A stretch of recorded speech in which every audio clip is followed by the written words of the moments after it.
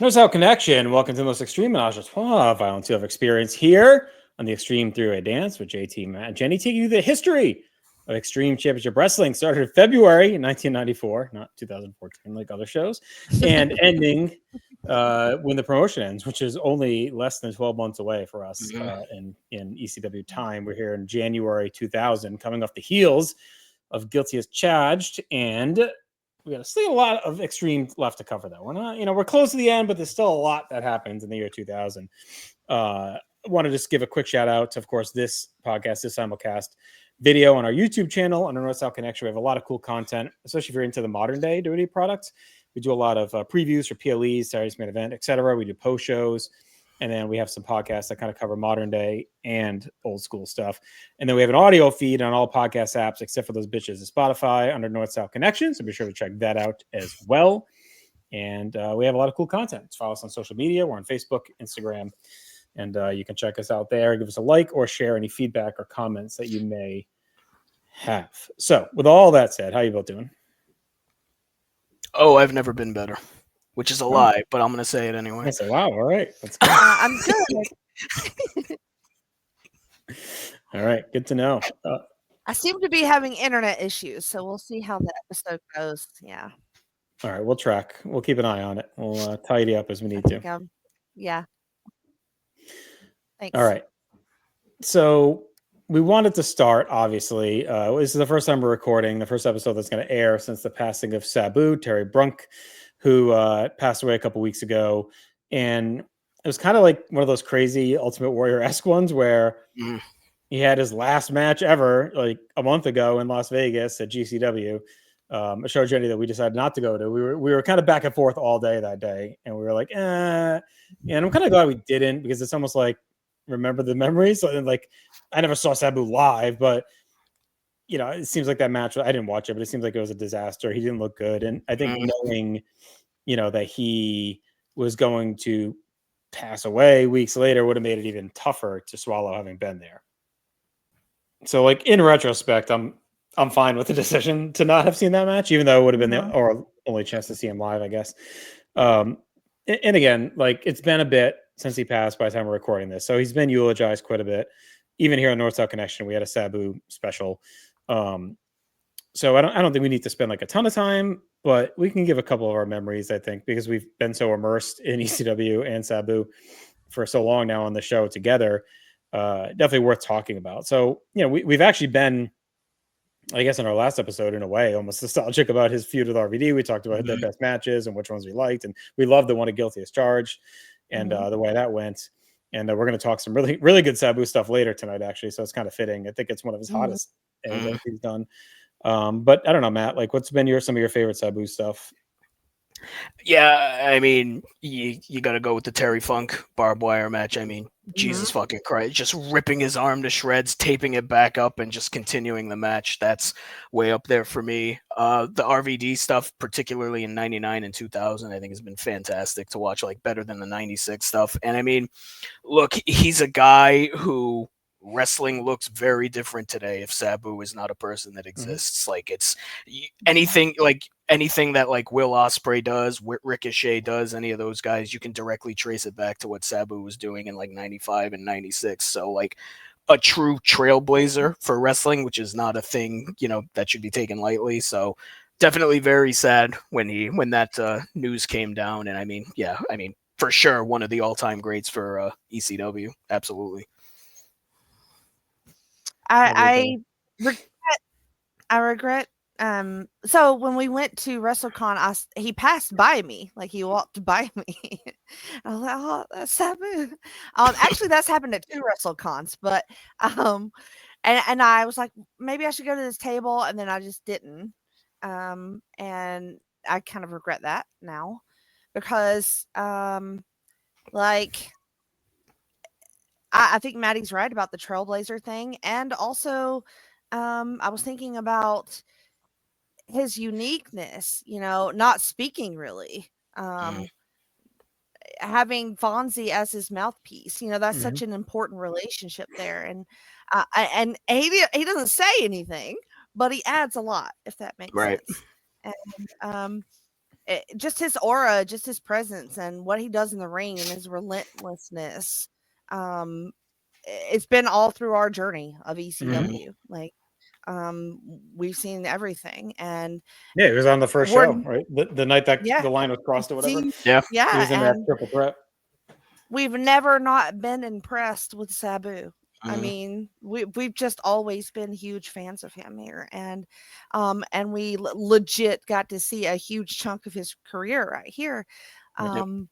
It's so sad. Like, he was young. Like, even though he feels like he should be way older, Right. I was surprised I at how I young was he very was. shocked at Yeah, his same. age. And I just he's a legend, like, just hands down. It sucks. And Yeah, our friend of the show, Rocco, a huge Mhm. Sabu fan. Mhm. And we tried to have him on the show, and it didn't work out. But Yeah, shout out to Rocco. Named his cat Sabu. Just a diehard Sabu guy. I think it meant a lot to him, right? He was a big ECW guy, and Sabu was kind of his first guy he was a big fan of that he really connected with and had that connection, and it's well known. So definitely thinking of Rocco. And he's been on this whole journey with us, Sabu. Other than that, I don't know how many months he went to WCW. It wasn't much. A few months at the end of no, it 95. wasn't long at all. Right. You know, then he came back, and I think you nailed it, Jenny, with the aura and presence. Like a guy that doesn't talk, but you think of the big moments and matches he had. Like that feud with Taz was awesome, and he never said a word the whole time, but you knew Don't exactly have how to. he felt. No, he didn't have to. Yeah, He speaks in the ring. You knew what he was thinking, how he 100%. felt, and what he was looking to do, and that was wreck shop and destroy people. Mhm. Went through the angle where he was tied to the stretcher, and he came out with the Mhm. you know, they did that whole thing where he's in the straight jacket and all that. It was amazing. Yeah, just some great stuff. The neck breaking with Benoit, like that whole thing. You forget like just how much he's been through So much. since he was here. And that unlikely title win too, like you mentioned, Maddie, with Funk. Like it was out of nowhere, kind of that. Yeah. Funk had that big one at Barely Legal, and then kind of shit out after that. But Sabu really, you know, winning that belt back kind of re-jump started the main event scene from there, and as Funk kind of wound down. And then I kind of like Sabu's sneaky little WWF run as well. Like he's got that match with Cena that's pretty fun when he comes in around One Night Stand and does that little run for the new ECW. So it's kind of cool that he got to be on that stage. Yeah, but Sandman too. I think they both kind of his TNA run where he was feuding with he was feuding with Abyss. He and Abyss had a barbed wire match in TNA, and they beat the hell out of each other for like 15 minutes. It's awesome. So if you've never seen his stuff with Abyss, it's fucking great in TNA. With who? Abyss. With who? There I said it. But yeah, like even, you know, it was always rumors like Vince kind of low-key liked him, and they pushed him a bit. Like he fought Big Show on that SummerSlam match, and you know, he got a little bit of run. A guy that you never thought would have like a WWE run, especially in the mid 2000s. Like you thought maybe they'll bring him in the late 90s when they're bringing everyone in, but for him to go in suddenly up 2006 and have like a decent run on Raw of all places in ECW, like it's kind of crazy. Get a pay-per-view match with John Cena, and yeah, like who the fuck ever expected that? Right. I gotta watch that. Yeah, it's fun. His match with Big Show's not bad either. At SummerSlam, but he's got a little fun stuff there. It's like the summer of 06. Yeah. That match with Ray at One Night Stand 06 is a banger. Yeah. And then of course, like we covered it, the Manhattan Center Raw when ECW invaded and he jumped off the Raw sign. It's Sabu. Oh, that was amazing. Yeah. So yeah, all right. Just no fear. Just you know, just none. Yeah. It's amazing.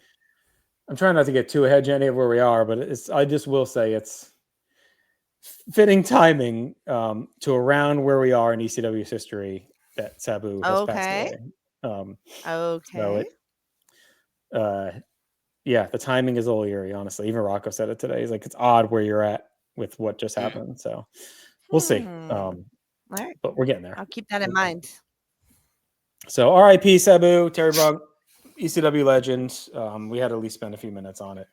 And honestly, like if you want more of our tribute of him, go back to the archives and has listened to all 137 episodes of this podcast because he's pretty much been featured in all almost of them. every episode. Yeah, pretty much. We have gushed about him constantly, so you can recap our thoughts, relive our thoughts on Sabu throughout the history of this podcast. If you're new or you're just checking us out for the first time, we've covered every Supercard, pay-per-view, and TV pretty much since the beginning. So a lot of Sabu sprinkled in. All right. All that said, we have to move along as they do in the wrestling business. Of course, we have 3 episodes of ECW television to cover tonight. We're going to start with the January 14th, 2000 episode of ECW on TNN. Joey Styles and Joel Gertner are in the ring. We're at Center Stage Theater in Atlanta. The crowd is fired up. Joey welcomes us in. Joel does a shtick. He hypes up his one line. I once knew this girl from right here in Georgia. Some said she was a petite little runt. And while that girl may have been a bit on the small side, that chick had the world's biggest. But as Mike cuts out as he's finishing the joke, I think it's similar to something Marty Funkhauser once said in an episode of Curb Your Enthusiasm. Yeah, a little bit, yeah. In the sink. Cyrus comes out to booze and wants some decorum. He says he's office. He cuts the mic because Gertner is awful. And he brings greetings from the TNN executive headquarters. And he wants to greet all of the ECW fans in the vernacular that they speak. So he pulls out an index card and says, howdy, how y'all doing? That's it. That gets some great heat. The crowd chants, you suck dick. Cyrus says, we can't have this kind of language from the fans or Gertner. And the office is shocked by his behavior last week. They had to go back to the studio to cut the audio on Gertner's commentary. He isn't doing that because some wrestler lost control in the ring, but instead it's some fat color commentator that never paid his dues trying to get himself over, but no offense. About 30 minutes ago, they had a double secret meeting with TNN executives that Cyrus chaired, and he had a laundry list of things that won't be tolerated on the network. The usage of dirty middle names to get oneself over, no sexual innuendo in general, and no more smart remarks toward country western music, including and not limited to the Dukes of Hazzard, Dallas, inbreeding, or any other negative reference to Garth Brooks and his weight problem, or Roller Jam. Joey's in shock. Gertner keeps chuckling, but Cyrus tells him he's a smart kid. You can figure it out. We get a very loud Roller Jam sucks dick chant. Cyrus says, yes, we all love Roller Jam. He says there'll never be a negative remarks for TNN's new crown jewel, not ECW. It starts this week, and that's Rock and Bowl. And of course, it is the bowl. Cyrus says it's like rock and roll bowling, and we're going to put it over. Cyrus says they'll live and die by these new rules because he's the new sheriff in town. He demands the truck roll the opening, which they do. I thought this was great. Like, I can be a little hit or miss with Cyrus sometimes when he gets like too inside baseball, but this like hit the sweet spot because it's part of the show. Gertner's crass, like it makes sense, but it's also taking backhanded shots left and right at TNN. Yeah. For those on the inside that know there's a major problem right now with them in TNN. So that's funny, but it's also funny because he's like being a heel that works. Like he's shitting on the Southerners and the country stuff, so it just works better than when he gets like super inside, like some of the stuff he had done with Taz and some other shit. So I thought he was fantastic here. The crowd loved it. But they were also biting the hand that's fed them a little bit. I know they're having issues with the executives, but it makes the company and that issue the focal point. And it's probably not going to be a payoff to that, right? I know why they put Cyrus in that position to maybe have some sort of payoff eventually to say he's representing the network. But like, what's the end game? Now they're just counting down that 1-year contract to get the fuck off TNN. Like, but TNN's their biggest audience ever right now, more than pay-per-view, right? Like, I don't know what their viewership is, but it's got to be more, or at least the potential exposure is more. So it's a real tough scenario to be in. No. But ECW, since the start, has not really cared and just said, we're going to do what we're going to do. And wherever the chips fall, let it be. If this fucks us and we close, it fucks us and we close, but we're not going to take it. Right. But this time it worked and the fan base ate it up. So they have to like kind of pick their spots with it, Jenny. So anyway, I thought this was awesome. What are your thoughts on it? What is the conflict between ECW and TNN currently? I think a lot of it's around the content. Kind of what that's what I was wondering. Is it content? Yeah, so what they're saying. Okay. Basically. Okay. All right. Did TNN not realize what the fuck they were doing when they put ECW on TV? Because what nailed the fuck it. are you talking about? Bingo. Well, here's the thing.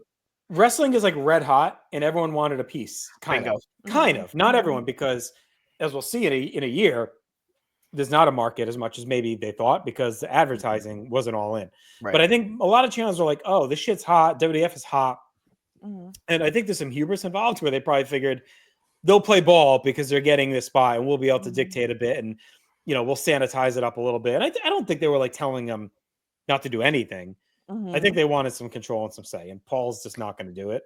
Right. Oh no. He's No, not the beta that he is absolutely now, not. or No. the flex of Stephanie McMahon and everyone else back then. He was, not going to lay down for TNN.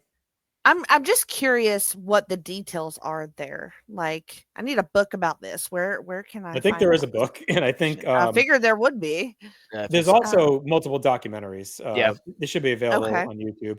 There's Okay. the ECW one that WWF did before they brought One Night Stand back because the DVD sold like insane numbers. So then that's why they did One Night Stand and eventually brought the brand back. That was late 04. And then I think there was like another one that was out there around the time Shane Douglas did that Extreme Homecoming. I feel like that came with a documentary too. So there's coverage on it. I know there's an ECW book out there. I was actually looking at Wikipedia real quick to see if they had anything on why they were warring, but it just says they got canceled, eventually later in the year. So yeah.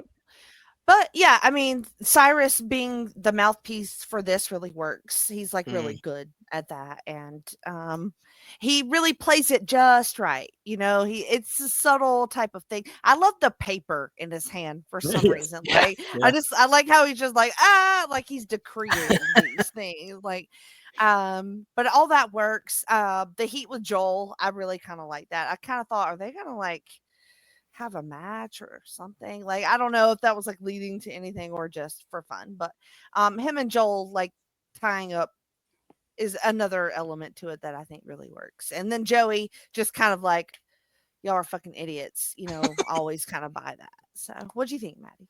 Yeah, this was great. One of the best things we've seen Cyrus do, I think. Just all the lines he had about like no negative remarks towards the country music and the Garth Brooks thing. Like, wonder if they'll be able to make fun of Chris Gaines and not Garth Brooks. But we'll see. Maybe in a future episode. I'll tell you. I don't know if Rock and Bull was a real thing, but I'd watch the shit out of that if it was. I thought that too. It was a real thing. Yeah, they did it. It was real. Shit. Just smash cut to me scouring YouTube to fucking. Is it on Pluto? Maybe. We should. I'm pretty sure it was real. Like people throwing. Yeah, 2000. Yeah, no, it's real. It's on IMDb. With like fucking Papa Roach playing in the background. That sounds awesome. They all that shit was real. Roller Jam, Rock and Roll, all that shit was. I knew Roller. I didn't think. I thought it was something fucking Cyrus made up. Who knows with him? You never when know. he does the fucking bowling motion, is it's like he's fucking what's his name in what's his name in Kingpin? What are you doing? Bigger and McCracken. Fucking goofball. But yeah, this is just. I feel like it's a thing that if they do it like every week, it could get stale. But here, it was, I thought it was fucking great. So I think they kind of need to pick their spots with this. But like, just do it when you can. I don't need to see something like this every week, But this was great. So some info. I mean, it's pretty much what we said. The core issues are a clash of philosophy and business models. So ECW focused more on the hardcore edge. See, I think a little bit too, like. They relied on the fan base. It says they also, I think the look, maybe TNN, I don't know if they didn't realize that like the look was going to be as kind of gritty and not as polished as they may have wanted. TNN was uncomfortable with the violent and sometimes controversial storylines. They asked ECW to tone down the violence, and that, of course, set them off. The low-brow style and lack of continuity on TNN didn't help. And I think this is a big part of it. I think from what I read, and I think it's proof in the pudding is where it goes, TNN wanted WWF. Yes. This was like they're in to get WWF. They're like, we're going to be a wrestling network and we're going to start, bring in ECW and show that we can do it. And it works because WWF jumps there in 2000. And that's when ECW was done. So they pretty much get the kibosh, which, I mean, it was obvious that it was going to happen. ECW was basically a canary in a coal mine. Yeah. They were just trying to get WWF programming to be there. So, WWF offered them, a financial deal and promise of a better product, obviously. So they decided to drop ECW, and this is like Heyman was upset and stuff, but I mean, like, then May shouldn't have been an asshole all that time. Why are you upset? Like, I mean, there was other issues going on too. Obviously, the financials, a lot going on. The video game was supposed to be Yeah. like a big influx of cash. They'll be talking about that soon on these episodes. Yeah. And then they had issues with a claim. Like, didn't they not get paid or something happened with a claim where the money didn't come in like they thought it was gonna? I think that's part of it. That's why they ended up doing like 2 games in a year, I think, and it was basically the same game over again. Yeah. It was something. There's just a lot of weird shit going on with ECW at this point, and it's crazy. I think they were just trying to survive. Yeah, basically. And then so the video game kind of got fucked up, and then the TV deal kind of got fucked up. And it was kind of like, all right, we're running out of sources. Guys were jumping, right? They just lost Taz, they lost the Dudleys. Like they're losing guys. So I think at some point they got to decide what it's going to be, and we'll see that over the next year. So anyway, let's get in. We got a lot more to go here tonight. Joey hypes up what lies ahead, mainly the open questions coming out of Guilty as Charged. We get clips of Mike Awesome and Spike Dudley.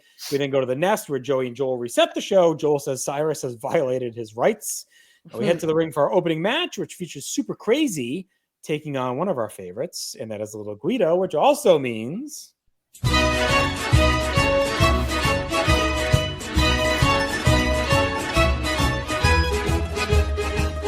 time for our Italian lesson of the week. And we're going to go kind of dial it back old school a little bit for this one, because it's going to be a slang word, which we haven't had in a bit. Oh, yeah. Oh, boy. Content and media and people. But this week's word is Bachagaloop. Bachagaloop. Bachagaloop. It has its roots in Italian-American slang, particularly in areas like New Jersey, means doofus or fool. In Jersey Italian slang, a Bachagaloop is usually often described someone like that. It can also be used as a playful nickname, like, hey, look at that fucking Bachagaloop outside the Knights of Columbus Hall. It's obviously up there with many other Italian. Bachagaloop. That's an absurd word, so I get it. It's very good. Now, is Bachagaloop next to the Fruit Loops in the grocery store? It sounds like it'd be like I'm not into these horror movies like you are, Jenny, but it sounds like it would be like a horror movie name too, right? Like that's a great word. Bachagaloop. It's the And sequel. it's like an evil clown. It's the sequel to the Babadook. Yeah, there you go. Right? So anyway, next time you see a doofus in person, you can. So when you see me in August, Jenny, you can I call will. me that. There's gonna be a lot of Bachagaloops on that fucking. Well, listen.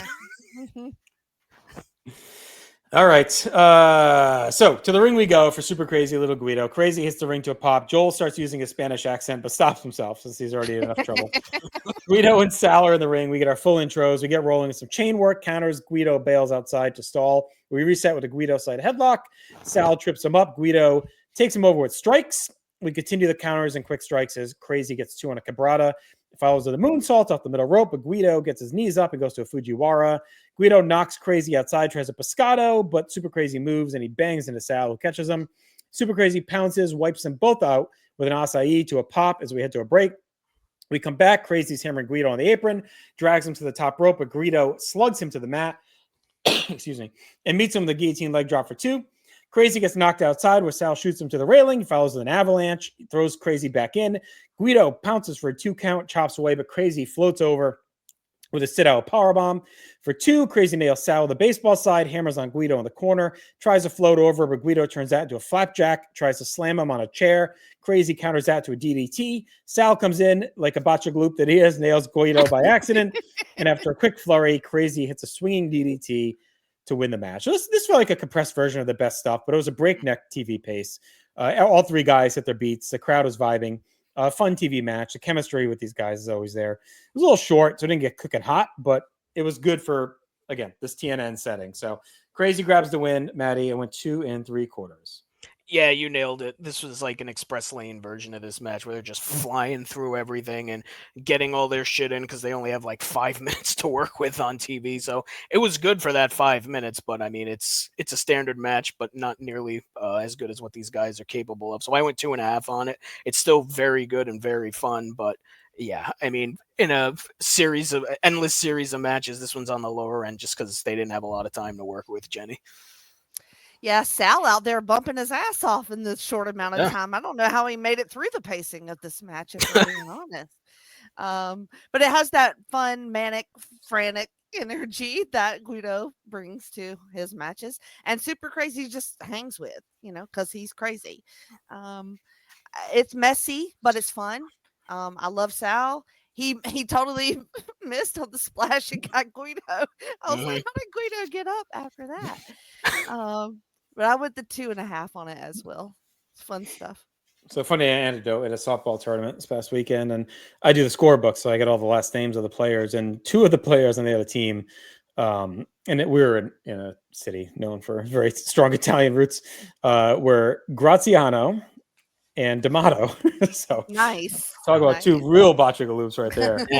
I was gonna say the umpire Botchagaloop was so made me laugh when they came up. All right. We have a promo from Sabu and Fonzie. It's the one from Guilty as Charged, where Fonzie said Sabu would leave ECW if he lost. Joey and Joel discuss what that means, and they break down the exact wording that was used by Fonzie. We then get narrated clips from Paulie about Sabu RVD with a focus on Sabu's career, which again is weird timing for us. RVD backstage from Guilty as Charged after the match. He's bragging up his big win, says no one should ever bet against him. Sabu is the one who chose to put his career on the line, and RVD says he would have been happy to keep him around to carry his bags. After all, he's been a pain in his ass all these years. But instead, Sabu said he'd walk if he couldn't win, and RVD walked out too, but he walked out a winner. And that's his key to success. RVD gives a special acknowledgement to Fonzie, said he had a rough night, asked him if he's okay. Fonzie sitting with an ice pack on his head and sadly says, whatever you say, champ. Just completely resigned to the fact that everything went completely sideways for him there. Any quick thoughts on that RVD Fonzie promo? Oh, it was perfect. Like, he just knows what he's doing. He's just so sly, and poor Fonzie's just hamming it up, and it was great. It was perfect. Yeah, RVD saying Sabu can carry his bags or something was a great line, and then Fonzie just dying while holding his hand to his face while he's dealing with some like grade 2 concussion or something was just icing on the cake. All right, Joey and Joel say Tajiri has showed everyone he was not in cahoots with Jerry Lynn at the pay-per-view. Joey says that the Sandman had a family emergency, so he couldn't be there either. Rhino was pissed, took his anger out on Lynn. We see the clips from Guilty as Charged that led to Dusty Rhodes coming out and getting beaten down, as well as the promo in the parking lot from later in the show. So we at least do get some follow-up as to why Sandman and Rhino didn't happen, which I appreciated. They didn't just ignore it. So whether it's true or not, whatever the fucking reason was, at least take a minute to say, hey, sorry, you didn't have that match. Joey and Joel talk about Rhino's rookie year impact. They hype up ECW and TNN and Fort Lauderdale in a few weeks. Joel says he has breaking news. Dusty Rhodes will be there, and he's going to be picking any member of the locker room, and they will be taking on Rhino and Steve Corino. Okay. So big things to look up to here in a few weeks in the Fort. The Baldies are in the streets. DeVito said this wouldn't come to an end when New Jack broke his hand or when he spilled blood from all of them, and they didn't come to ECW just to put Jack's ass over. They aren't New Jack's victims like Public Enemy or the Dudleys. This is their turf. They came here to conquer. And a Guilty as Charged 101, there was a new King of the Streets crowned with no help, and his name was Angel. Angel says he showed he's the toughest and baddest, and Jack can look him in the eyes and know his heart don't pump Kool-Aid, and he will take on New Jack's whole family as he's the King of the Streets. Usual mishmash of good and confusing from the DeBaldies. Like half the time it's hard to follow what the fuck they're talking about, but it's fine. Like their entire run has been feuding with New Jack, so that's all they're here for. They've been longer than I thought. I thought they were going to be like here for like a month and then be gone, but it was better than I thought it would be. Honestly, yeah, they've been fine. That was all right. And I like this. New Jack's best stuff in forever. Oh yeah, 100%. I like this series of promos post Guilty as Charged. Yeah, because I don't know, I just like it progresses everything. I like the promos. Like we need more of them. Yeah, they got to fill some time too. Yeah, you probably haven't taped a ton of content since the pay-per-view. Right. So I do find it interesting that it still seems like they're positioning DeVito as the leader when Angel is clearly the only one in the group who's worth a damn. So that's a little interesting to me too. But I think the problem is Angel can't really talk. Right. I think DeVito's the only one who can kind of talk. So I think that's why they're having him talk so much. I think he's supposed to be like the underboss, kind of like he does the talking for the boss, and Angel's like the mastermind. That's kind of how they presented it a little bit, I guess. But I'm not sure I've ever heard Grimes speak. Period. So which is probably for the best. Yeah.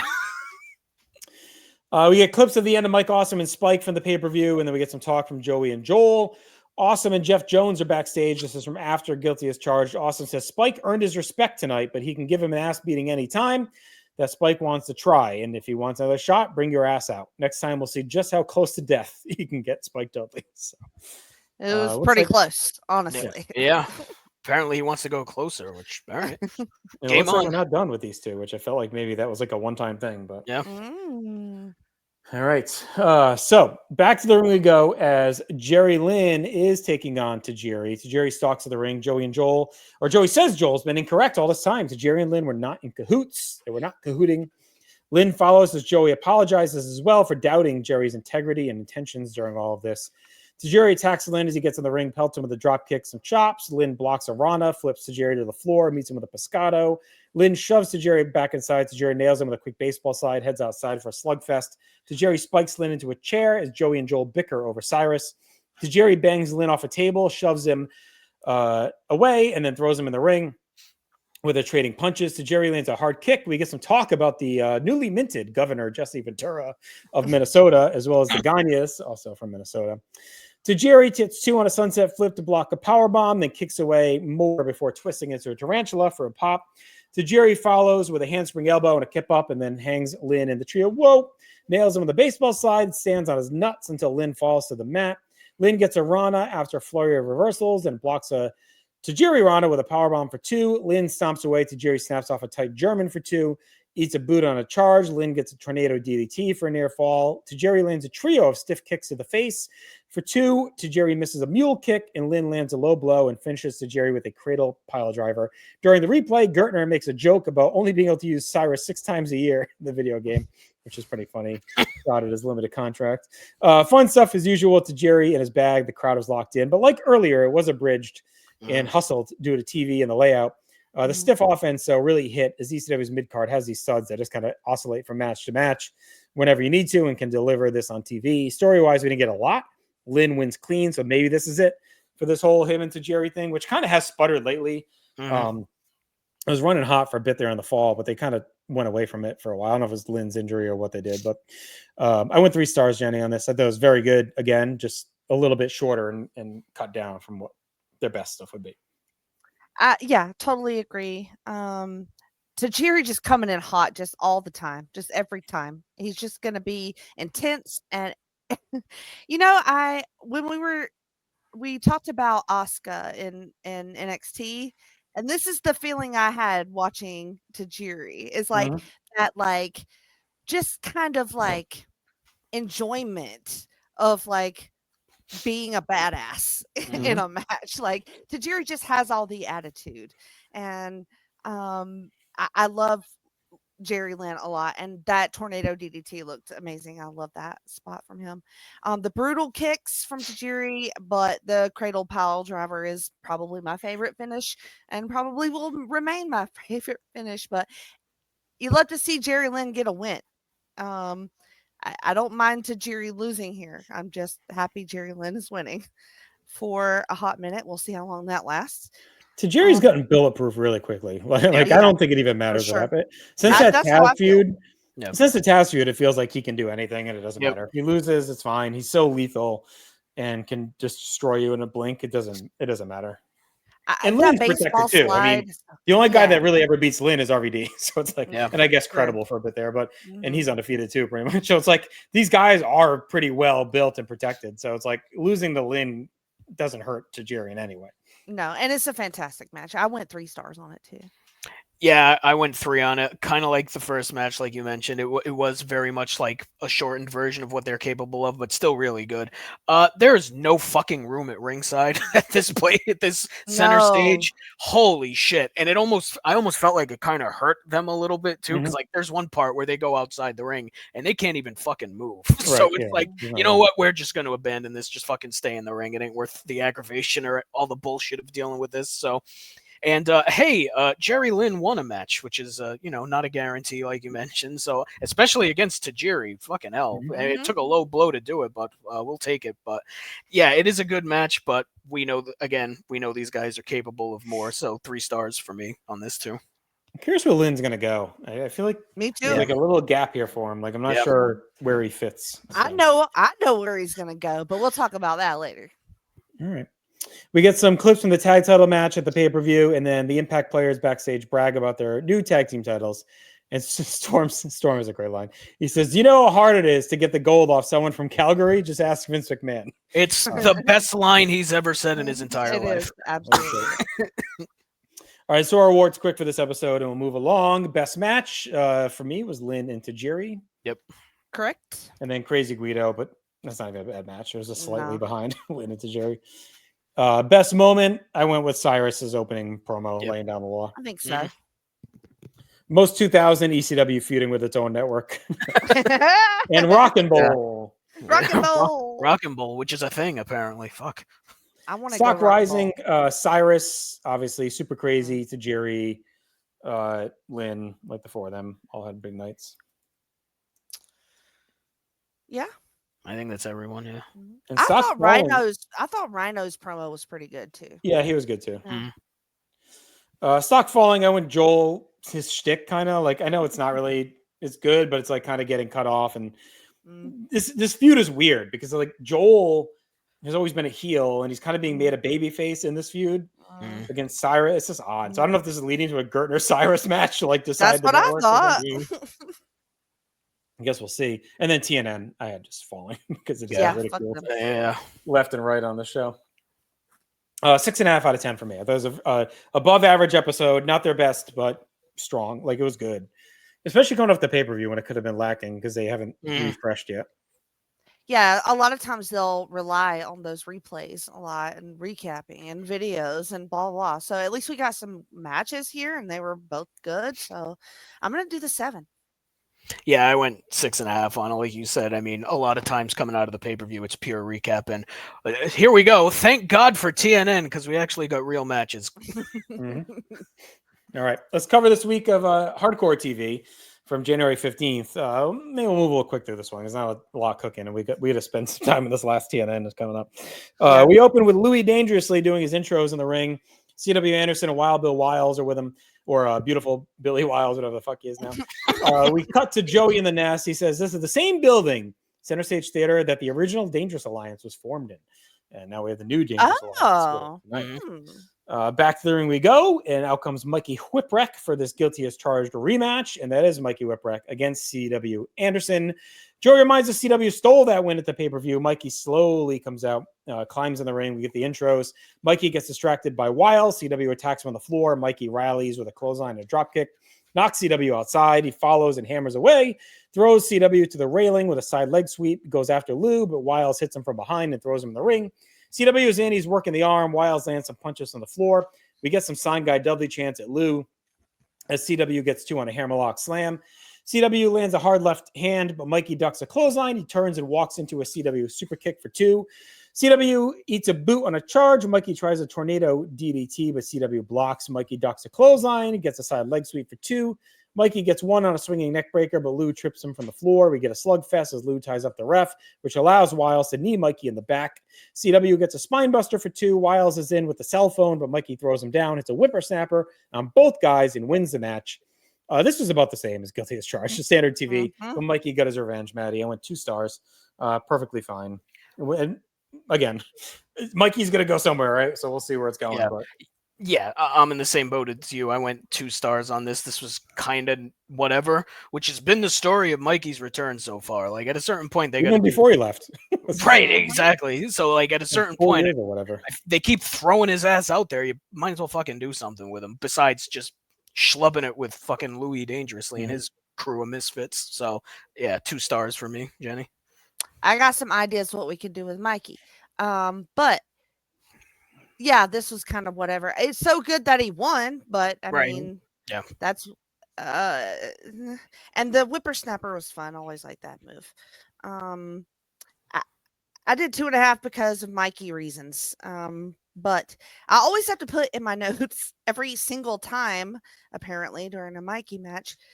And I wrote it again. Mikey needs a partner, a feud, a promo, a story, something.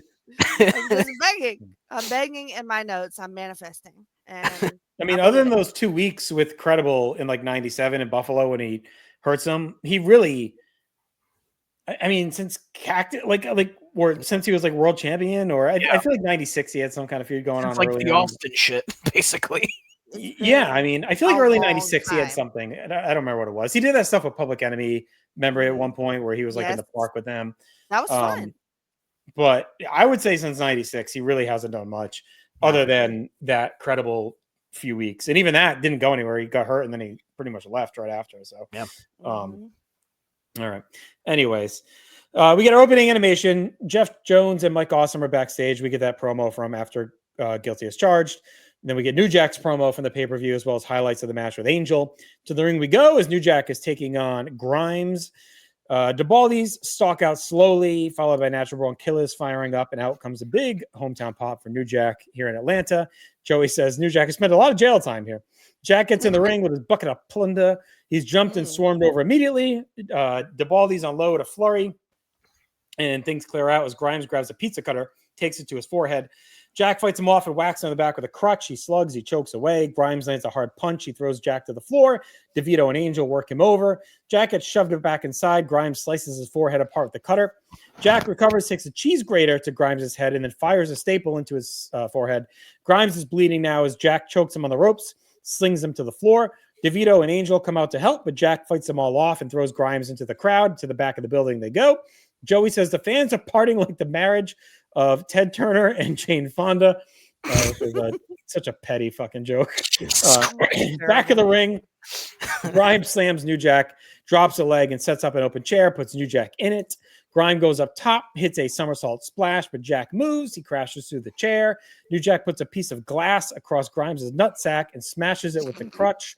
Grimes rumbles back and shoves New Jack back outside where the Baldies mug him again. They put New Jack on a table and Grimes comes off the top, but Jack slides away and Grimes flies through the table, crashes to the floor. Angel and DeVito shove Grimes in the ring. New Jack goes up top and mashes him with a guitar to finally get a win in this feud. Jack recovers and gets the mic and he issues warnings to Angel, who stands stoically in the aisle. So usual brutal street fight for these guys. Hard weapons, a lot of blood, no flow or story. It doesn't matter. We get the overarching feud, a lot of walk brawling and vicious weapon work. The numbers game before the finish, of course, comes into play, but we'll see where it all ends. At least New Jack has been busy. Again, this is what we're talking about for Mikey. Like, give him something. I feel like New Jack had nothing forever. And now this has at least been something that he's been able to get into. But he needs a partner at some point. Like, someone's going to come help him. Yes. I don't know if maybe Mustafa would show up here in Atlanta, but I went 2 1/4, Jenny, on this. Did we talk about his promo before the match? Like, yeah, I think it was the same one from Guilty as Charged. Was it this? No, yeah. Where he got stabbed in the ass? Yeah, that was from the pay-per-view. Really? Yeah. Okay, I must have had a fucking stroke. But anyway, this is really good. I like this. There was a fucking noose at one point. I'm like, okay, is that a noose? We're gonna do that. But yeah, I enjoy these. I just always will. New Jack is the fucking man. I did 2 1/4. I went 2.5 on this. I enjoyed that. I think they might have something with Grimes as far as like being in these type of weapons matches and him. He's good. Fucking throwing himself around the ring, this 400-pound monster throwing himself through chairs and fucking tables. Grimes also used a pizza cutter at one point, MDK all fucking day. So that was that was great. But the king of the nutsack glass, apparently.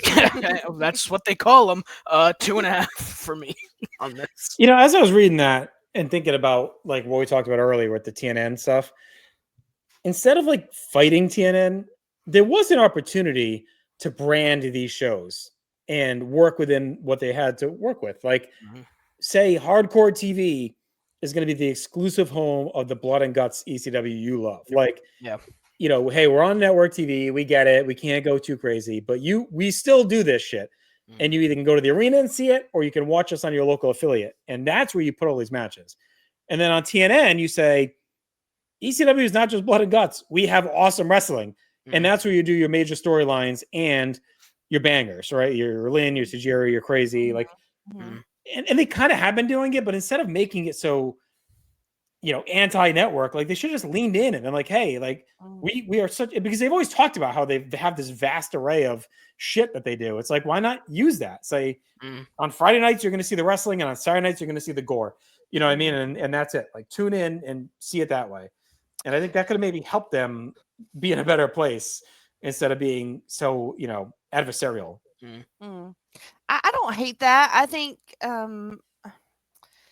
you kind of lose the option to get hardcore in your bigger storylines that way. Like, Well, I mean, they can still mix some stuff into the stories, but as far as the matches go, you don't need to do New Jack and Grimes slicing each other's face off on TNN. It's not needed. What if New Jack and Grimes was in Face Off? Well, like what we're going to talk about at the end of the night, like that's fine. That's right. Weapons, but that WWF is doing the same shit. It's like they're not doing anything different. And for TNN wanting WWF, like the shit like they were doing with Russo is like no better than this. I mean, like they're doing. It may not be violent, but they're doing all the sex stuff and everything else. Like it's just as edgy for cable TV. Anyway, it's not a bad idea. I mean, yeah, it could work. I mean, like you said, it kind of feels like they're kind of pseudo doing that anyway. But they're also being antagonistic at the same time to TNN. So it's like, anyway, my heart's with hardcore TV, like this TNN stuff. It's the one that brought him to the dance. So yeah, but it has felt like the B show for a bit. Like they're still doing some stuff, but they clearly put their low card shit on there. Yeah, and use it to recap and build the pay-per-views, which is fine for right now. We'll see how that shifts as the year goes. We get clips of the cat fight between Dawn Marie and Francine from the pay-per-view. Steven Prazak is backstage with the Impact players. He asks a stupid question as usual, so Dawn shoves him away, and the champs do their thing. We then get clips of Carino's crew battling with Jerry Lynn and Dusty at the pay-per-view. Then we go backstage where Steve Corino and Rhino are, and they officially reveal the news that Tommy Dreamer and Dusty Rhodes have issued a challenge and will face Rhino and Steve Corino in Fort Lauderdale. Rhino vows that neither Tommy or Dusty will ever get close to hurting Corino, as he'll knock the fuck out of them if they get close. Rhino says he's never watched Dusty, and if he did, he wouldn't like him. And in Florida, there'll be blood. Rhino's on fire. Just like awesome. Imagine saying that sentence. I never watched you, Dusty. Fucking great. I can think of some podcasts I'd use that same line. I've never heard your podcast, but I know I fucking hate it. That was amazing. Like I was not ready for that. It was good. Now it's such a subtle dig at saying how old Dusty is too. You know what I mean? Like I'm so young, I never saw you fucking wrestle. Right. And it's so like dismissive. I never watched you. Like, I loved it. It's fucking incredible. But I know you suck. I know you suck. All right, one last match on this episode here. Raven taking on Simon Diamond. What a fucking random match. What? You were saying this was the B show, huh? What a random match. And a rare singles TV match. We don't get a lot of these for Raven. No. At all. So he's ramping himself back, though. Seems like he's getting back in shape here from the return. We come right to the ring after the bell. They're circling around. Raven lands a punch and grabs a side headlock. Our good buddy, Big Dick, is here at ringside, which is always exciting. Dick Hurts. He trips Raven. Diamond grabs a quick 2 count, stomps away. Simon hits a back suplex. Joey says Raven must be tortured that he did the right thing at the pay-per-view, but he ended up losing the gold because of it. Simon hits 2 suplexes and a gourd buster for 2, stomps away a Raven in the corner, hammers in the corner some more as his personal valet is there trying to rally the fans, but no one's buying in. Raven quickly hulks up and mows right through Diamond, shoves a snot rag in his face. Dick is in, but Raven mauls him, sending him back into the chair with a drop toe hold. Dick is out. Diamond catches Raven with a small package, backslide and DDT for 2 count. Raven then counters a whip and hits another DDT, and that is it. So just an extended squash.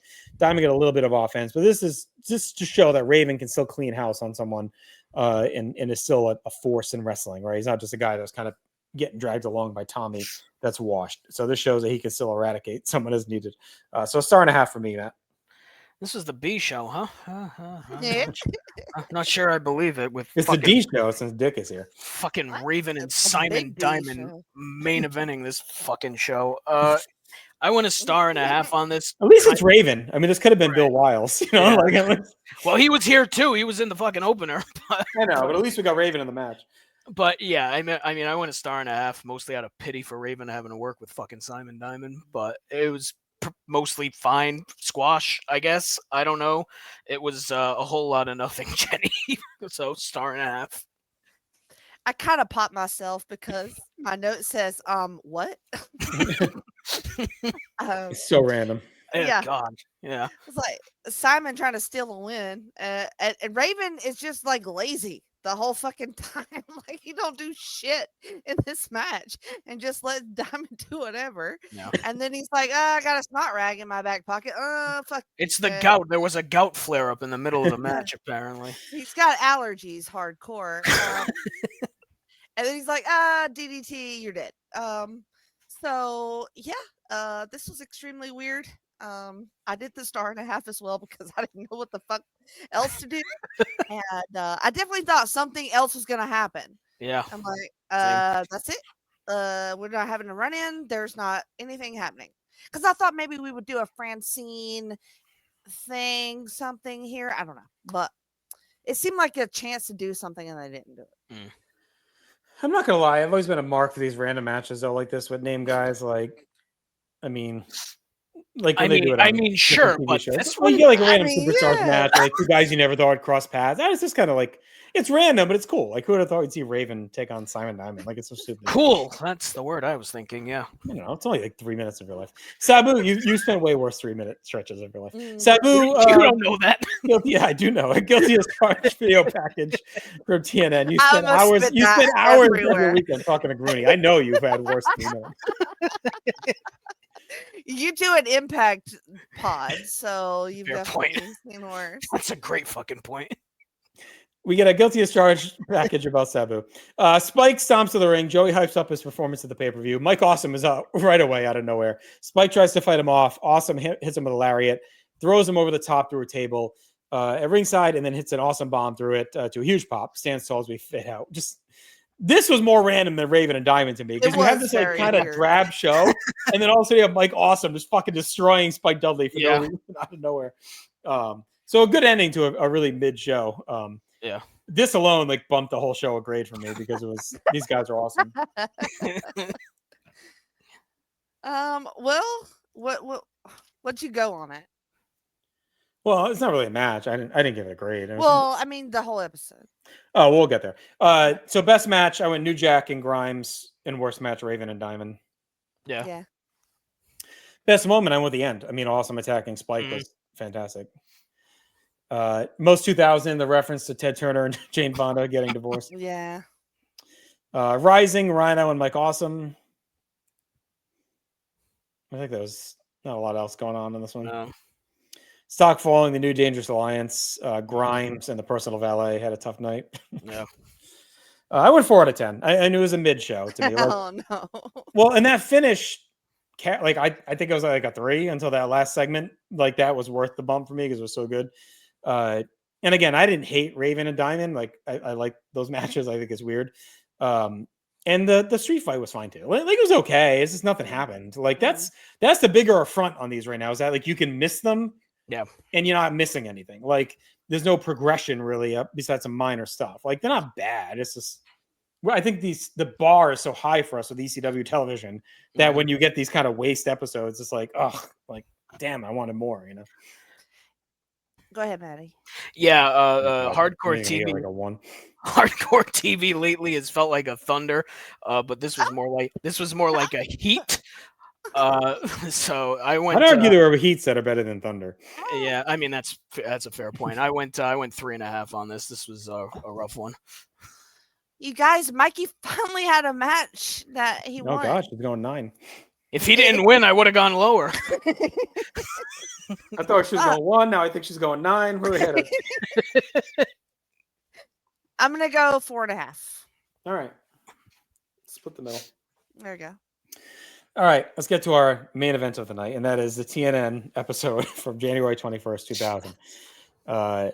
Joey and Joel are in the ring in the ECW arena. So, of course, we're at the home of hardcore, so you know some good shit's coming. The crowd is fired up. ECW is home for the night. Joel does his shtick. He says, Cyrus looks like if Alanis Morissette and Pee Wee Herman had a kid. Isn't it ironic? The TNN, Don't you think?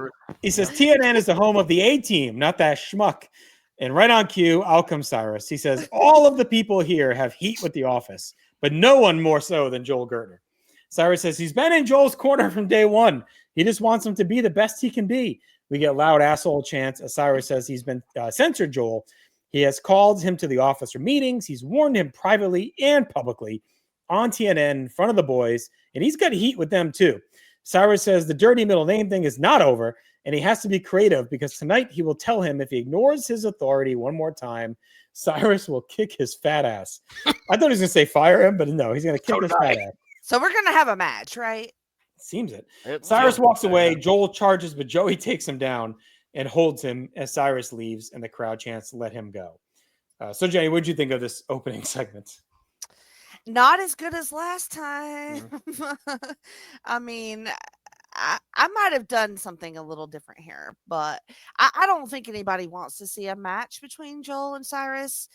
I think the other thing that they were doing was better. It's like the modern day, like Gordon Fonzie stuff. I don't know. You know what I mean? Like it's kind of representing two different parts of this world. You know, right? I don't know. I think people want to see Gertner kick the shit out of him, but I don't think we need a match. To your point, I think it's just like a fight. That's fine. Yeah, a fight, and Gertner finally puts him in his place. I would love that. Let's do that, Maddie. Or even if you have like a match where like someone represents either guy, and then like you get 5 minutes or something. The real pop would be like, and I don't think they were going to do it because I don't think they left on the best terms. But like, if the Dudleys showed up for one night in the ECW arena and took out Cyrus with a 3D to save Gertner, like, you know, like the Impact players are beating down Gertner and then they come out, like even maybe you have like Louis come out, you know, a sign guy or whatever to try and help him out, say, oh, you know, even though they're not friends now, they were forever.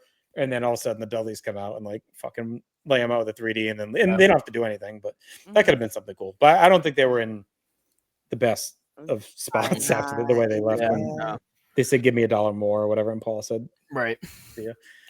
So, I mean, like Jenny said, this was a good opening, but the last one was a lot better than this. And this was kind of my point, goes towards my point I made, where it's like, if you're going to do this every week, you got to have something like you had last week every week. And the Alanis Morissette line was fucking great, but the rest of the segment was lacking compared to what we saw last week. If you continue to have stuff like you had the week before, then, you know, keep doing it. But this was definitely a downgrade from that last one, for sure. All right, we get our opening. I think the problem is that material is so good, it might be hard to match. What are you going to do? We get our opening animation, Joey and Joel, although, ironically, I do think that those lines, as good as they were, would have hit even more in the arena because the fans would have been more visceral backing ECW than in Atlanta, which I think those were good. But so anyway, Joey and Joel are regrouping in the ring. The Impact players come out with their gold. Credible says they told everyone they'd become champions, that they'd make an impact. And tonight, the establishment wants them to defend the titles, but they run the show and they're not going to do it. Out come Danny Doring, Roadkill, and Elektra. Officials step between everyone to keep some peace. Doring apologizes for cutting this short, but said the champs won't disappoint the people because they will defend tonight against him and Roadkill. Storm says, you guys are opening match. The only thing main event about you guys is Doring's chick's breasts, and asks who they've beaten besides one-dimensional, no-talent jobbers. And that's only gets you to the mid-card. If they can beat a mid-card team, maybe we'll consider a match. And the newly elevated mid-card team can meet a newly demoted mid-card team. Jesus. Tommy Dreamer and Raven. Raven's music hits and the former champs sprint to the ring with Francine in a chair to run off the players. I like this. I thought Storm was on fire here. I thought it was really good.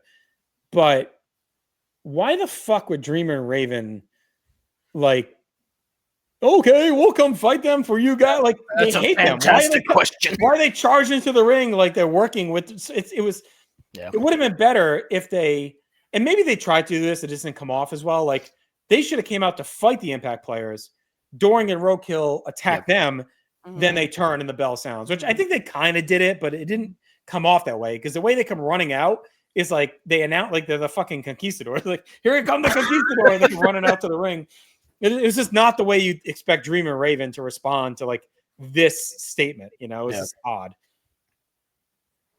Yeah, it's a weird opening set. I thought like Lance Storm was gonna fucking pull out like a chalkboard and start pointing at shit. Like, if this team beats this team, then they face this. Like, fucking get the cork board and the red yarn, you fucking maniac. Jesus Christ. It's like, we get it. Move on. But yeah, like to your point, it was real weird that they made it seem like Dreamer and Raven were helping the Impact players when they just lost to them 2 weeks ago. So that was real fucking weird. And I mean, I like eventually what we get to with the match, and it's a good spot for Doring and Roadkill, but getting there was a little wonky, Jenny. And they weren't far from making it work. It's just like it's just like a hair off in a couple spots, you know. Yeah, the delivery on Doring's chick's breasts took me the fuck out. Like, that is the most Canadian thing I've. Because he didn't say like your he said Doring's. She's standing right there. Like, Doring's chick's breast. Yeah. She's standing like, right behind him. Right. I was just like, holy shit. But I mean, it's better, I guess, than what they've said the last 800 promos that I've heard. That's a fair point. Yeah, and then I also wondered what the fuck Tommy and Raven are doing. They don't have to do that. Well, see, one tweak they could have done is like, don't have Storm say they're going to fight them. Just have Dreamer, have him say, maybe you can fight some other demoted team, like those jabronis with his beat. They come out and they fight them off during a roadkill attack. And then Storm gets the mic and says, hey, why don't you two just fucking fight? And we'll see who gets it done. Like, it was small tweaks away from making it make more sense.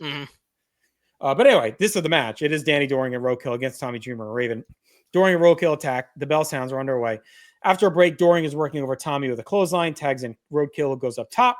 Tommy and Raven shake the rope and crotch him. Tommy goes up and hits a superplex, crawls to tag Raven, who cleans house with his Mr. Wrestling 2 knee lifts, breaks out the snot rag before snapping Roadkill into a chair with a drop toe hold. He's basically become hardcore Bret Hart. He has like 5 moves that he does in a row. And Raven DDTs Doring, and then Roadkill breaks up the pin. Tommy's back in. He shoots Roadkill hard over the top to the floor. Follows out where him and Francine set up a table bridge. Tommy puts Roadkill on the table, puts him through with a slingshot pescado. Elektra gets in the ring, but Francine follows. They want to fight, but Dawn is in. She clocks Fran in the head. Raven checks on Fran and carries her to the back like it's the Mega Powers as Tommy hangs Doring in the trio. Whoa! He stands on the Danaconda. Tommy hits the Spicoli driver, but Roadkill comes off the top of the leg drop to make the save. Roadkill hits a power slam for 2, but Tommy counters a double team. It's a leg sweep DDT, takes both guys out. Rhino, Steve Corino, and Jack Victory are in. Rhino pile drives Tommy. Doring goes up and hits a big elbow for the upset win as Danny Doring and Roadkill defeat Tommy Dreamer and Raven in a pretty good little tag match. I mean, Roadkill and Doring are always pretty good. And a massive win for them. Probably will get a title match out of this, I'm guessing now, for them. A lot of storyline stuff with Raven and Francine doing the Hogan and Elizabeth to Tommy Savage. We get Carino's crew softening up Tommy as well before the big tag in the fort. And Raven and Tommy have some fun stuff going on overall, and it kind of weaves throughout the promotion in different ways. This feud in relationship has come a long way. When we were kind of down on it in like October, when they were doing a lot of the same stuff, really since like November to Remember, it's really kicked up a notch and it's gotten a little bit more intricate and detailed. And it adds more to everything going on. So 2.5 for the whole shebang for me, Jenny. What did you think? Okay. Did you say Carino's crew? Because I had that in my notes and I was like, how have I never said Carino's crew before? I think I call them that every week. Have you done? Do you? I think so, yeah. What is it's wrong in my with notes me? every week. Okay, well, I'm an idiot. Again, you do the show with us, right? I who knows? And when Doring, not a clone situation, is it? When a Doring you're scrolled tonight. When Doring came out, I thought he looked padded around his pelvis, like it looked like he was wearing a diaper or something under his, like it was just fucking weird. Maybe this is bloated. But then Tommy does the spot where he has Doring upside down and he stomps on his balls. Oh, so you think they were trying to protect I think they were yeah. padded, and I thought that's so fucking weird that I noticed that. You got to protect the Danaconda. I mean, you don't want to. It must be big enough that they need to have it. Yeah. Excuse me. Good for him. And then I forgot his girlfriend's name, and then I wrote her as breasts on mine. And then I had that immediate Hulk and Elizabeth thought when Raven ran off with her. So I'm very curious about that. And but I enjoyed this. Like the runouts at the end were great. Like this was fun. I did 2.5. The first and only time that Raven should be compared to Hulk Hogan. My God. And Bret Hart in the same match. And Bret Hart in the same fucking match. He's got the work rate of Bret Hart and the storyline charisma of Hulk Hogan. I wonder if the two halves of Raven hate each other like Hogan and Bret really do. That'd be a real fucking case of multiple. I did just get the last episode a 4 out of 10, so it's all coming together. You did. You look for the clues, Matt. It's like the Illuminati. It's like fucking Memento up in here. It's all coming together. You got to watch this episode backwards to pick up on everything. I went 2 3/4 on this. I gave it an extra bump for the big upset win because look, I mean, you said it, Dorian and Fan of the Conda. Yeah. Dorian Roadkiller have been very good, and look, they needed a win like this. Obviously, they were going to have a win like this, I think, at some point, and I'm glad they got it here. And they were smart about how they did it with, Carino's crew coming in and leading to Dreamer getting pinned. So that was really good, and it's a good spot for Dorian and Roadkill. So presumably, they're going to get a tag title shot here. But I went 2 3/4 on it. Does that say Susan Conda? It does. All right. Wow. A lot of faith in you, man. Giving me way more credit than a lot of faith in you. But all right. After the match, Jack Victory and Carino beat on Tommy, but Dusty Rhodes is in the ECW arena. God. Makes a save and cleans house to a big pop. He's into cock of the walk. Rhino shows back up, takes out Rhino. He works with Carino and Jack Victory to batter him. Enter Sandman hits, and Sandman actually gets to the ring pretty quick for him. We don't get the full fucking slow-ass entrance. Joey says we still haven't seen that Sandman Rhino match. Thank you for reminding us. Just like British Bulldog and Berserker from it's on my wish list. Sandman steps in the ring. He cracks a beer and sidesteps a gore. Mashes Rhino with a cane shot. Rhino stays on his feet, though, so Sandman hits him with another one, and that drives Rhino to the floor, where Carino and Victory hold him back as Sandman celebrates to a pop. Joey and Joel are in the nest. Joel asks if the loser of a Mexican death match has to drink the water. Oh, my God. And Joey says, no, the loser has to watch a marathon of Mil Mascaras movies. And then Joel says, either that or an hour of Rock and Roll. Just a flurry of Good God. amazingness. They have really gelled together. They're good. I like them. Way. I actually like both teams. I like Joey and Cyrus on the pay-per-views, and I like Joey and Joel on TV. Joey is the glue. They have 2 good teams right now. I think it's probably the best teams. Like Joey and Rude were funny for a bit there, and Shane was fun too when he did it. But I loved Shane. I think these 2 pairings they have right now have been probably the best that they've consistently had on there. So anyway, that said, any thoughts quick on that beatdown segment? I'm just glad Sandman finally figured out where the fucking entranceway is and didn't spend 17 minutes coming in through the goddamn crowd to save his friends. Jesus. Yeah, usually it takes a fucking time. So yeah, I loved it. All right, we go back to the ring for our next match, and it's the Mexican death match we just talked about. Loser drinks the water. Super Crazy taking on Tajiri. Both guys are in the ring. They're trading blows. We take a break. We come back. Tajiri barrels into Super Crazy with a baseball slide, knocks him out of the trio. Whoa! Tajiri fetches a bunch of chairs, teases spewing mist at a fan, hangs Crazy in the trio. Whoa! Again, puts 3 chairs in front of his face and baseball slides them into it. Jesus. Yeah, that was a lot. Tajiri sets up a table. Crazy's pouring blood. Crazy tries to pull himself up using the table, but Tajiri viciously slides a chair at him.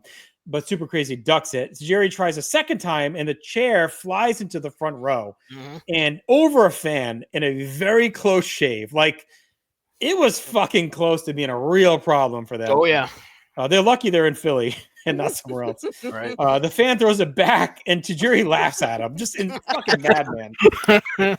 I love it so much. The now crimson red Crazy on the edge of the table, kicks him wicked hard in the head. Tajiri lays Crazy on the table, comes off the top with a double stomp, goes right back up and hits a second one to put him to the table. The crowd is losing it. Tajiri's stalking around, smiling. He's got Crazy's blood all over him. Tajiri chucks the broken table to the floor, batters Crazy with kicks, drops to his knees, and he's mocking Crazy's pain. Just a maniac. Fuck. Insane. Crazy comes back with a tilt-a-whirl, backbreaker, and a quebrada. Shoots Tajiri outside, follows and dumps Tajiri to the fans. Crazy mashes him with a chair, drags him to the back of the building, and puts him on a table. Crazy scales the bleachers, puts Tajiri through with a moonsault to a pop. Crazy drags Tajiri back to the ring, hammers him away in the corner, but Tajiri comes back with a handspring elbow. Crazy shakes it off, gets a sit-out clothesline, crotches Tajiri in the top rope, cracks him with a springboard spin heel kick to the back of the head for 2. Tajiri shakes off some chops, hooks the tarantula, and then kicks Crazy in the nuts, snaps off a bridging German for 2. Crazy floats out of a brainbuster. Tajiri floats out of one as well, drop kicks the knees, and sends Crazy to the floor. Tajiri knocks Crazy to the crowd, beats him with an acai to a pop. Tajiri shoves a table in the ring, bridges it across the middle rope in the corner, turns hard into a missile dropkick from Crazy. He bails outside and dips under the ring. Crazy gets a second table, puts it out in the ring. Tajiri comes back with a wrench, lands a super kick, and then jams the wrench in Crazy's mouth. Crazy ducks a kick and tries a power bomb, but Tajiri floats through, lands on the table, and spits mist in Crazy's face. Tajiri comes off the table for a Rana, but Crazy catches him and power bombs him through the other table for a win. This was a fucking bloodbath, and this is how you do a vicious Madhouse death match. Mm-hmm. Everything had a purpose. It was connected. The crowd felt visceral. The match felt real. It wasn't just walk brawling through the motions. Tajiri's facials and crowd engagement is like top 3 of all time. The mocking of Super Crazy, the laughing at the fan almost died from the chair, the blood all over him. And Crazy just took a shit kicking and looked awesome battling back. This was a perfect match for the ECW arena. With a little bit more time, too, it really may have taken it up, but it was crackling as it was. And you know what? For all their issues with the network and all the bullshit, they gave them this fucking match on primetime cable on TNN when they could have stuck it on Hardcore TV or on the pay-per-view. Great win for Crazy, an all-time ECW TV match. Instant classic, 4 stars to me, Matt. I fucking loved this match. Yeah, I'm at 4 1/4 on this. This was the type of match I was talking about when I said we got to move on with this Crazy Tajiri thing. We need to have some sort of stipulation. Like, this is what I was talking about because I knew these guys were capable of this and just beating the shit out of each other for, 15 minutes, whatever it was, with no real build either, unless I fucking missed it. Like, this match just kind of happened out of nowhere too. Like, they didn't fucking announce it the week before or anything. So even more crazy when you factor that in, that this match was kind of out of nowhere on a random episode of TV. But holy shit, just all the chair stuff with the chair fucking being thrown into the crowd, and the table stuff was great. There's a wrench out of nowhere at the end of this match. That was nuts. Tajiri was incredible during this, mocking the fan and then doing the choking thing while Tajiri's fucking, Crazy's fucking bleeding out. Like, holy shit. So just an unbelievable match. Like, give me more of this from these two guys. Like, just have them fucking beat the shit out of each other like every month in a match like this. Mexican death match, last man standing, fucking throw him in a cage, like just all this shit, because this was fucking incredible. So 4 1/4 for me on this, Jenny. Hidden gem, out of nowhere type of match. So unbelievable. I was not prepared at all. Not prepared for this. This was fucking insane. As soon as Tajiri kicked those 3 chairs into Super Crazy, I was like, oh, fuck. And then the mocking spot, I lost my mind. It was amazing. It's just, he's so lit the fuck up. And he's just having so much fun. Like, it's so great. The stomp through the table, like he missed it that first time and he was like, no, we finna do that again. Second one, the table just whoosh, and then Crazy is just bleeding. The German suplex with that bridge, Tajiri has no business doing that well. It's amazing. And then Super Crazy with his missile drop kick from across the whole fucking ring takes Tajiri's head off. Marked out. All these spots are just incredible. The moonsault off the bleachers. The fans pull Super Crazy up to the back of the bleachers after he puts Tajiri on a table to hit the perfect moonsault and just kill him through the table. The fucking wrench in the mouth. I mean, this is awesome. This is incredible. I fucking love this match as well. And I feel like 4 1/4 might be a little low. I might have to bump it up because this shit is so hot and I love it so much. It was great. I mean, I don't think it's crazy at all to talk 4 1/2 on this. Is it super crazy though? It's super crazy. It's moderately crazy. Like, Tajiri is just so, I don't know. He's hot. All right. So this is already a great show just from that. But we are not done. Nope. Joey and Joel get counted in, and Joey says we are interrupting this commercial break because Mike Awesome, our world champion, is in the ring. So we head back to the ECW. We head back to the ECW arena where Mike Awesome and Judge Jeff Jones are there. Awesome says all these people saw me kick Spike's ass on pay-per-view and knock Spike's girlfriend's teeth down her fucking throat. Awesome rips a fan and hypes himself up as the most awesome athlete in all of sports, an awesome wrestler, the most awesome wrestler in the business. We get an RVD chant as Awesome looks around at the crowd and says he holds the ECW world title, which is the only title that matters in wrestling today. So that must make him the whole fucking show. That gets the boos, but of course that also draws out Rob Van Dam and Bill Alfonso to a pop. RVD gets in the ring. Awesome backs up a bit as they circle around. The crowd is fired up as RVD grabs the mic and warns Awesome about what he's saying because he's confusing those RVD fans with this nonsense. RVD says Awesome is a big motherfucker and a great champion, but no matter how awesome his ass kickings are, he's just part of the show, while RVD is the whole fucking show. Awesome says RVD is puny with a punk ass TV title, but he's the heavyweight champion of the world. Awesome throws his belt down and dares Van Dam to come and take it away from him. RVD looks on curiously, and the crowd is all in. Joey says a challenge has been issued. RVD says it's right around 4:20, so he's got some time to burn, and we can do this right fucking now. A ref gets in the ring, they circle around, and the bell sounds. Yes, are we getting RVD versus Mike Awesome? No, the lights go off. They come back on, and Sabu is in the ring. Yes. He has not left ECW. The boos change to pops. Fonzie's excited to see him. Sabu gets a chair, and the crowd chants for a three-way dance. Awesome grabs the mic and says, fuck you guys and your three-way dance. And he will take on both guys right now. RVD tries to talk to Sabu and says we should work together, but Sabu throws a chair at RVD, puts the chair down, and Awesome smashes RVD on the chair with an awesome bomb. Sabu throws Fonzie down and nails a triple jump moonsault on RVD and an Arabian facebuster, and then slugs down Fonzie. Jones puts Fonzie on the table bridge, and Sabu puts him through it with a leg drop. Awesome works over RVD, but Spike comes in, attacks him from behind. Sabu helps Awesome, and that allows Awesome to mash Spike with another big awesome bomb. Jones slides the table in the ring. Awesome and Sabu set it up, put RVD on it, and hit stereo splashes off the top rope to put RVD through the table as the crowd is losing their shit. And we wrap up. Wow. This is insanity, high-level stuff. Like, finally putting the fucking top guys together, finally elevating RVD to where he needs to be. Sabu going heel and aligning with Awesome is a cool idea. I love it. The frenemy shit with RVD and Fonzie has run its course. Like, we're done. It's been 3 years of them on again, off again, Ross and Rachel. Like, it's time to fucking end this. Huge business. And caps off a fantastic hour of TV. I would argue it may be, I'd have to look back. I think we've had other great TVs, but it's probably one of their best hours of TV of all time. It's up there. Yeah. Made hotter by being in South Philly. Yeah. The tag team stuff was great. Joel and Cyrus was very good. Tajiri and Crazy was awesome. And this was immaculate. If we're heading toward Living Dangerously with a match of Awesome versus RVD or Awesome versus RVD versus Sabu, either way is the best possible main events options they have right now. So let's do it. Yep. As great as Awesome and Spike was, we don't need to waste another month with Awesome fighting someone that's not even here. And as great as Tanaka was, again, he's not really like in ECW right now. He's kind of in and out.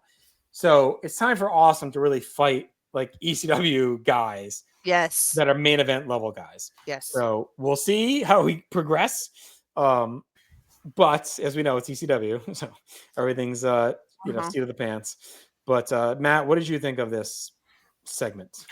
Yeah, I mean, it's a hell of a segment to close out this episode. Look, it's the thing we've been fucking talking about for months at this point, where when are they going to fucking pull the trigger on RVD getting in that main event spot with the world title, and they finally did it. So good on them for doing that. And it's a hell of a segment.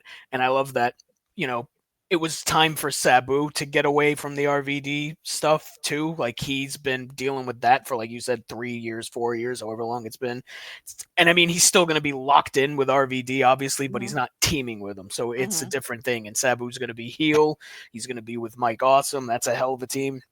So I just think all around it makes sense to do it now, because the RVD Sabu pairing is kind of, to your point, run its course, and Guilty as Charged should have been the end of that, and it looks like it's going to be the end of them as a pairing. And shown by Sabu fucking killing Fonzie outside the ring. Jesus Christ. Mhm.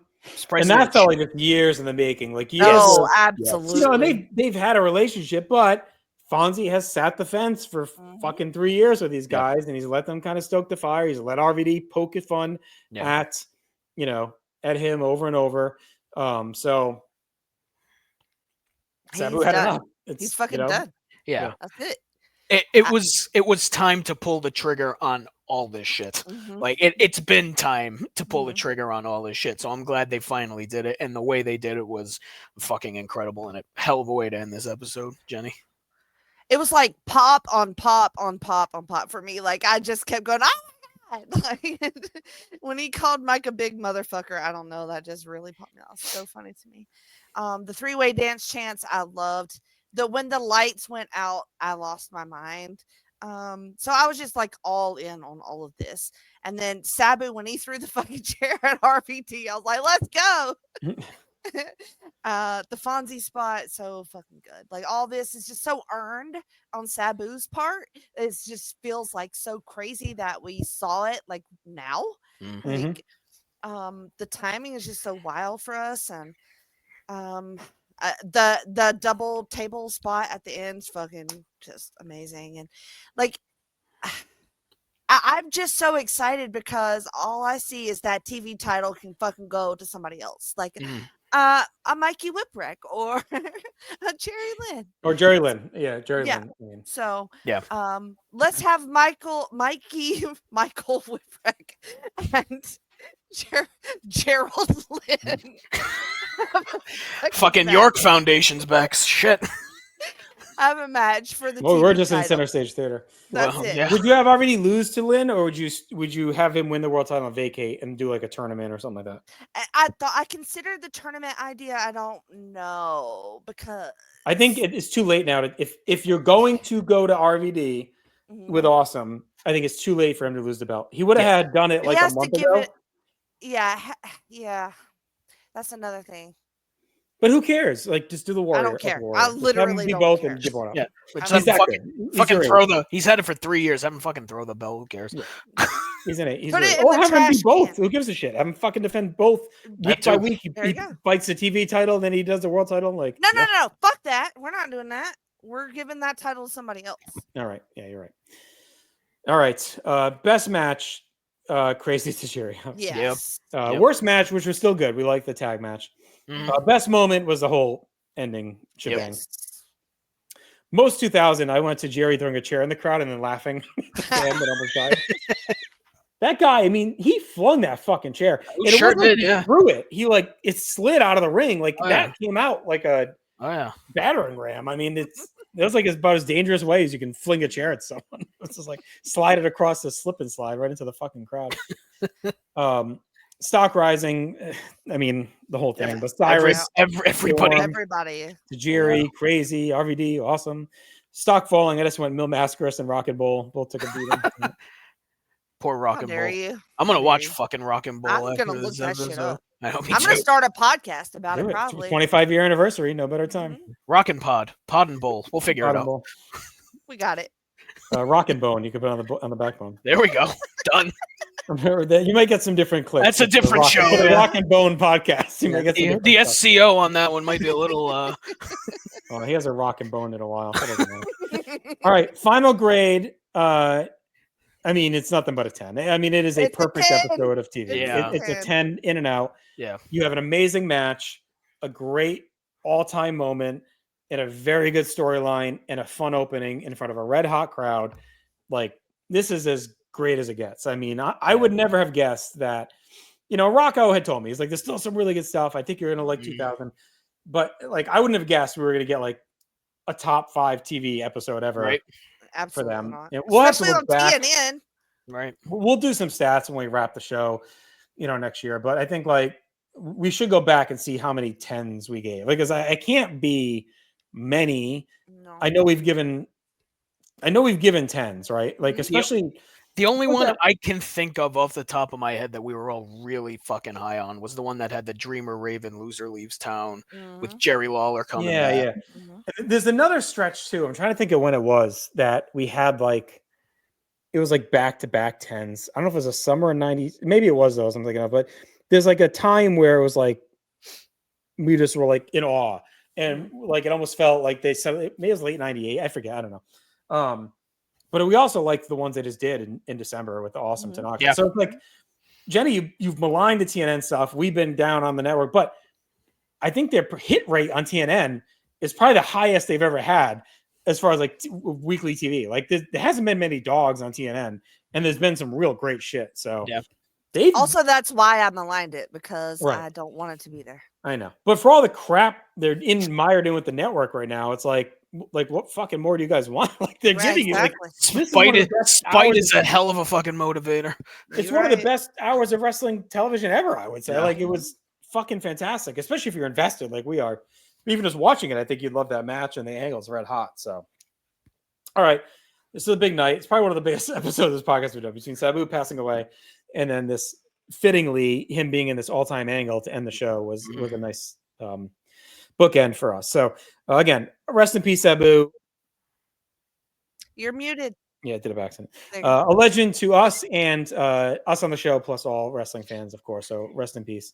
Thank you for joining us. We'll be back in 2 weeks. We'll continue to see how they follow up on this as we get to the March to Living Dangerously in March. And we'll continue to see how things play out. Check out everything here at the North South Connection. Stay extreme. Talk to you in a couple weeks.